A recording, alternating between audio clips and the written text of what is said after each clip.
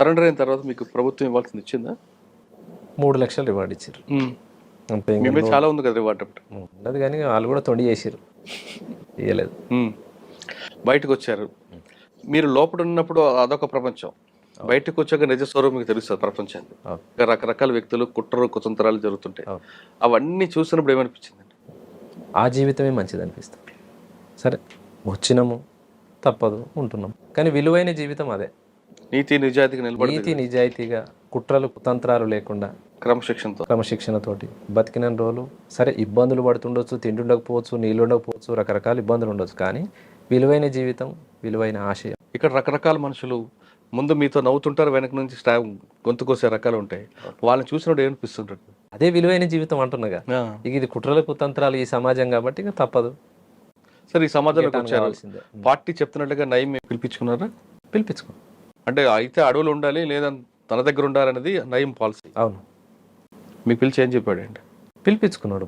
ఎవరైతే నేను సరెండర్ అయిన దగ్గర నుంచి ఏ అయితే ఆఫీసర్ ఉన్నాడో, అప్పుడున్న ఆఫీసరు తనే తీసుకుపోయి వాళ్ళ కారు ఎక్కించిండు.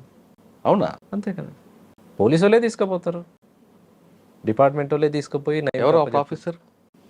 ఉండే ఒక అతను, ఇంకా పేరు ఎందుకు కానీ, ఆయన తీసుకెళ్ళి కారు ఎక్కించాడు. తీసుకుపోయాడు, తనే తీసుకుపోయి కారు ఎక్కించాడు. మాట్లాడాడు. అంటే మామూలుగా వచ్చినప్పుడు ఫస్ట్ మా ఇంటి దగ్గర నుంచి సిటీ పోదాం రా అని చెప్పాడు ఆఫీసర్. ఎందుకో సిటీ పోదాం అంటుండు అని డౌట్ అనిపించింది, కానీ తప్పదు, పోలీస్ అయినా కదా రమ్మంటున్నాడు, పోదాం అనేసి వెళ్ళిన తర్వాత కారు ఎక్కించుకున్నాడు. సరెండర్ ఇవాళ 19వ తారీఖు సరెండర్ అయితే 22వ తారీఖే నన్ను నయం కప్పచెప్పాను. ఇబ్రహీంపట్నం నుంచి ఎల్బీ నగర్ వచ్చింది. ఎల్బీ నగర్ నుంచి ఉప్పలు మలుతుంది కారు. ఉప్పలు మలుతున్నప్పుడే నాకు లైట్ వెలుగుతూనే ఉంది, అమ్మ ఇది తీసుకుపోతుండే, అటే పోతుంది అని. ఉప్పలు తీసుకొని ఉప్పల్ నుంచి బీబీ నగర్ క్రాస్ అయింది, ఇటు మళ్ళీ బీబీ నగర్ దాకా పోలేదు, కానీ ఉప్పలు దాటి బోడుప్పలు ఆ ప్రాంతానికి వచ్చినప్పుడు ఈయన కారు ఆగింది. ఇంకో కారు ఎక్కినాం, ఇంకో కారు ఎక్కింది, ఇంకో కారు ఎక్కినాం. 3 కార్లు మారినాం. ఫస్ట్ కార్ నుంచి సెకండ్ కార్కు మారినప్పుడే నా ఫోన్ తీసేసుకుంటారు, వాళ్ళ దగ్గర హ్యాండ్ ఓవర్ చేసుకుంటారు, మనిషిని పూర్తిగా చెక్ చేసి ఆ బండి ఎక్కించుకుంటారు. అట్లా 4వ కార్లో తను ఉన్నాడు, నయం. కారు ఎక్కగానే నమస్తే అన్న అన్నాడు. నమస్తే అన్న అంట. ఇప్పుడు చంపుతున్న నిన్ను అన్నప్పుడు కూడా అన్నానే మాట్లాడతాడు నయం.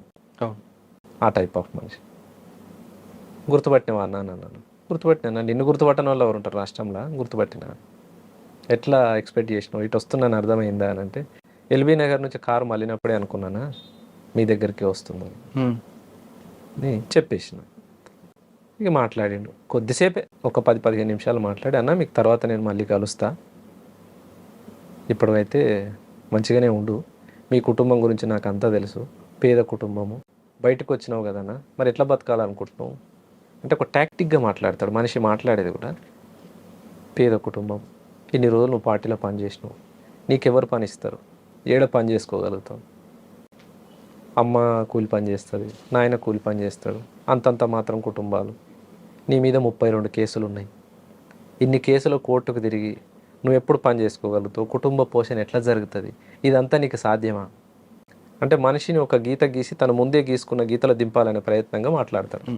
మాట్లాడాడు. సరే ఇక ఆయన మాట్లాడేదానికి చెప్పే సమాధానం చెప్పిన, సరే అన్న పోతాను, సరే ఎల్లు అని ఒక 10,000 ఇస్తున్నాడు. నాకు వద్దన్నాను. ఎందుకన్నా నా మీద కోపం తగ్గలేదా అంట. నీ మీద నాకేం కోపం అన్నా, నా పైసలు తీసుకుంటలేవంటే నా మీద కోపం ఉన్నట్టే, నాకెందుకన్నా పైసలు అన్న. నీ పరిస్థితి నాకు తెలుసా అన్న, నువ్వు పేదరికంలో ఉన్నావు, బయటకు వచ్చినావు, నీ ఖర్చులు ఉంటాయి, తీసుకో 10,000 అని. నాకు వద్దన్నాడు. అయితే నన్ను చంపాలనే వచ్చినావు నువ్వు బయటకు అంటాడు. నేను బతకాలని బయటకు వచ్చినోని నిన్ను చంపాలని నేనెందుకు అనుకుంటా, నాకేమంత పని, చేసిన రోజులు చేసినా, ఇక చాలు అనుకుని నేను బయటకు వచ్చిన, నిన్నెందుకు చంపుతా, మరి నా డబ్బులు ఎందుకు తీసుకుంటలేవు, నా డబ్బులు తీసుకుంటలేవంటే నా మీద పగ ఉంది నీకు, ఇవాళ కాకుండా ఇంకా 4 రోజులకైనా నువ్వు యాక్షన్ టీమే కాబట్టి ఒక 4గురిని వేసుకొని నన్ను చంపుతావు నువ్వు, ఇట్లా మాట్లాడతాడు. అమ్మ ఎందుకు వచ్చిన వాళ్ళు, సరే ఇయ్యన్న అని చెప్పేసి తీసుకో. అట్లా ఒక 5-6 సార్లు పిలిపించుకొని కలిసిండు. ఆ టైంలో పార్టీలో జరుగుతున్న విషయాల గురించి అడిగాడు? అడుగుతాడు ఏం జరుగుతుంది, తన గురించి ఎవరెవరు ప్లాన్ వేస్తున్నారని విషయాలు. స్టేట్ కమిటీ ప్లానింగ్ జరుగుతుందా, సాంబశివుడి గురించి కూడా అడిగాడా? అందరి గురించి అడుగుతాడు. ఇక తన టార్గెట్లో ఎవరెవరైతే నాయకత్వం ఉన్నారో ఆయనకు లిస్ట్ ఆఫ్ ఉంటుంది, లిస్ట్ ఏదైతే రాసుకుంటాడో. ఎవరెవరి గురించి అడిగాడు ఆయన? స్టేట్ కమిటీ మెంబర్లు, ముఖ్యంగా ఎవరెవరు ఉన్నారు, సిటీ కౌంటీలో ఎవరెవరు ఉన్నారు, వాళ్ళ పేర్లు అడుగుతారు. ఆయనకు సంబంధించిన పోలీస్ ఆఫీసర్లు ఉన్నారు కదా, ఇంట్లో ఎవరైనా మీ టార్గెట్ ఉన్నారా, రేపు అతి తొందరలో జరగబోయే యాక్షన్ ఏది, ఇవన్నీ అడుగుతాడు. చెప్పారా మీరు భయపడి? కొన్ని చెప్పాల్సినవి చెప్తాం, తప్పదు మరి. పులి నోట్లోకి వచ్చినాం, అవును, తప్పదు చెప్పి. పులి మీద కూర్చున్నారు. అదే పులి దగ్గరకు వచ్చినాం, కాదంటే అది కరుస్తుంది, మిగుతుంది. బతకాలని బయటకు వచ్చిన వాళ్ళు. ఎవరి గురించి చెప్పారు అప్పుడు ఆఫీసర్ టార్గెట్? ఇప్పుడు కొంతమంది ఉండే, ఇంకా వాళ్ళ పేర్లు చెప్పేసినాం. ఇంకా వాళ్ళ పేర్లు ఏమన్నాడు? ఆ విధంగా ఎన్నిసార్లు కలిశారు? 5-6 సార్లు కలిసినాం. అక్కడే అక్కడే ఏం కాదు, ఒకసారి ఏమో 5 సార్లు కూడా పోలీస్ ఆఫీసర్లు తీసుకెళ్లారా, ఆయన డైరెక్ట్గా వచ్చేవాడా? ఫస్ట్ సారి కలిసినాం పోలీస్ ఆఫీసర్, తర్వాత తన మనిషిని పంపేది. రెండోసారి కలిసినప్పుడు తను ఒక ఫోన్ ఇచ్చేది. ఎప్పుడు మాట్లాడినా ఈ ఫోన్తో మాట్లాడన్నా, నేను అశోక్ రెడ్డి అని చెప్తా, లేకుంటే దినేష్ రెడ్డి అని చెప్తా, ఐపీఎస్ అని చెప్తా, పోలీస్ ఆఫీసర్ అని అట్లా పరిచయం చేసుకుని. ఒకసారి మార్కాపురం దగ్గర కలిసిండు, ఒకసారి ఏమో అద్దంకి దగ్గర కలిసిండు, ఒకసారి మిర్యాలగూడ దగ్గర. మీరు ఎందుకు లేరట్టు? తానే పిలిపించుకుంటాడుగా. అచ్చా, మార్కాపురం మనిషిని పంపిస్తాడు, ఫోన్ ఉంది కదా అన్న, నువ్వు పలానా దగ్గరికి రావాలి. రానంటే ఇంకో బాధ.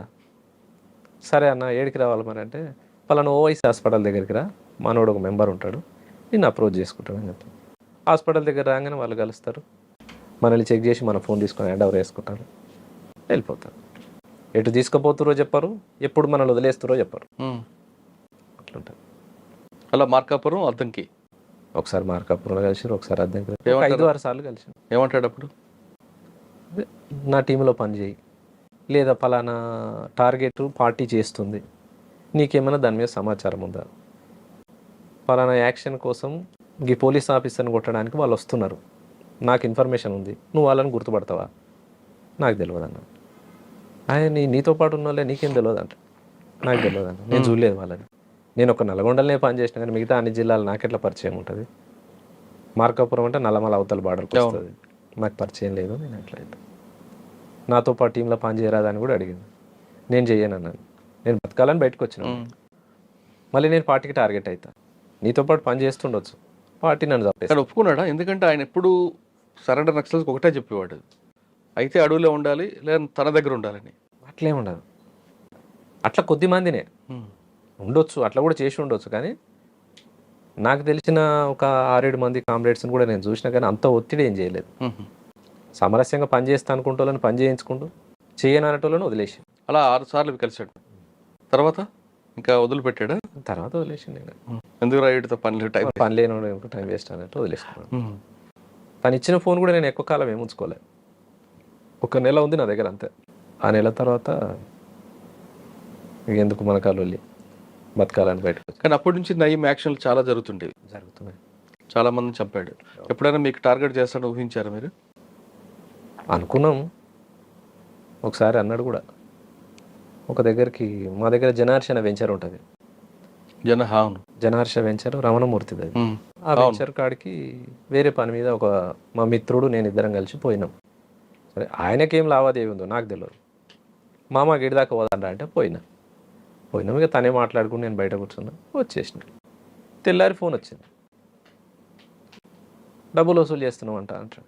ఎక్కడన్నా అని, పలానా జనహర్ష కంపెనీ దగ్గరకు పోయినావుగా అన్నాడు. పోయినా అన్నాడు. మరి ఏం మాట్లాడినవాడు అంటాడు. నాకు తెలియదు, నేనేం మాట్లాడలే.